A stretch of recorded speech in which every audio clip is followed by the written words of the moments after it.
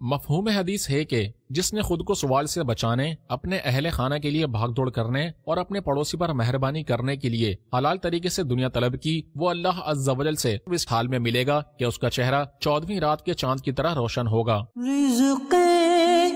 حلال دے مجھے اے میرے کبریا۔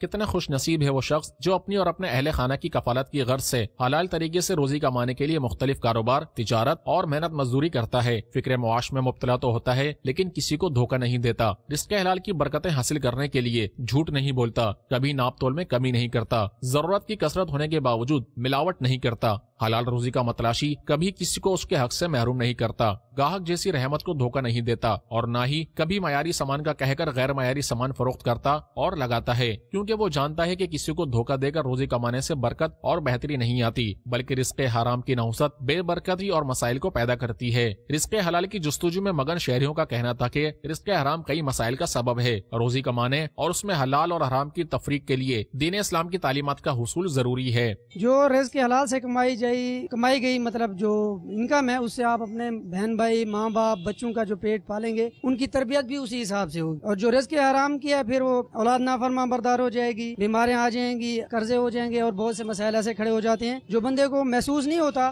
اسباب جو ہے وہ وہی ہوتا ہے، جو رزق حرام سے کمائی گئی جو پیسہ ہوتا ہے، دولت ہوتا ہے، وہی ہوتا ہے۔ رزق حلال ہی کمانا چاہیے، بے ایمانی نہیں کرنی چاہیے کسی کے ساتھ،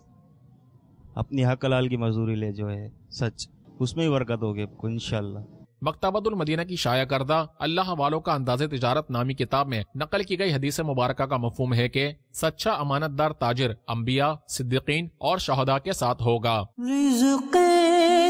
حلال دے مجھے اے میرے کبریا۔ رزق حلال کمانے والے خوش قسمت شخص کے حوالے سے ایک اور حدیث کا مفہوم ہے کہ جو اپنے ہاتھ کے کام سے تھک کر شام کرتا ہے وہ مغفرت یافتہ ہو کر شام کرتا ہے۔ رزق حلال دے مجھے اے میرے کبریا۔